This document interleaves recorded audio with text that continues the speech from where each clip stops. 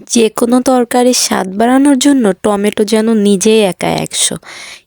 এই টমেটো যদি আমাদের দেশে ১২ মাস চাষ হইতো, টাটকা টাটকা টমেটো খাইতে পারতাম।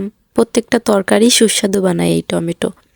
টমেটো থাকলে বেশি কিছু লাগে না মজার মজার খাবার রান্না করার জন্য। এই যে আমি আজকে মাছ দিয়ে, টমেটো, আলু দিয়ে আর ধনেপাতা দিয়ে হাতে মেখে সুন্দর একটা তরকারি রান্না করব।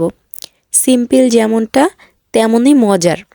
এই যে আমি একটা পেঁয়াজ কুচি, একটা রসুন কুচি আর ৭-৮টা কাঁচামরিচ চিড়ে নিয়েছি। আর এখানে নিয়েছি ১ চামচ মরিচের গুঁড়া, ১ চামচ হলুদের গুঁড়া আর ১ চামচ লবণ। আর দিলাম রান্নার সাদা তেল। আর এই আলুগুলোকে ৩-৪টা আলুকে এইভাবে কুটে নিয়েছি।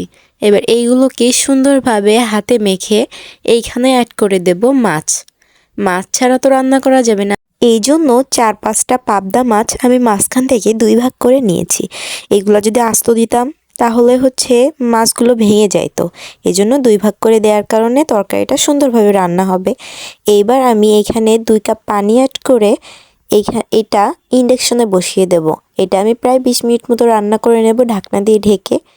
২০ মিনিট পরে ঢাকনা খুলে যখন দেখব আমার তরকারিটা ফুটে গেছে, তখন এখানে আমি অ্যাড করে দেব ২টা টমেটো।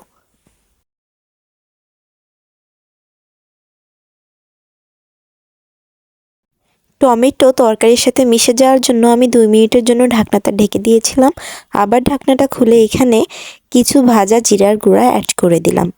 তরকারিটা তো প্রায় শেষের দিকে, এরপরে অ্যাড করে দেব আমি কিছুটা ধনিয়া পাতা। বেশ কিছুটা ধনিয়া পাতা হাত দিয়ে ছিঁড়ে এই তরকারির ভিতরে অ্যাড করে দিলাম।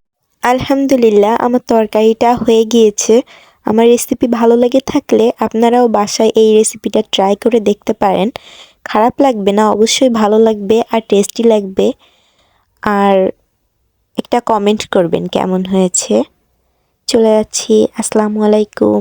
আল্লাহ হাফেজ সবাইকে।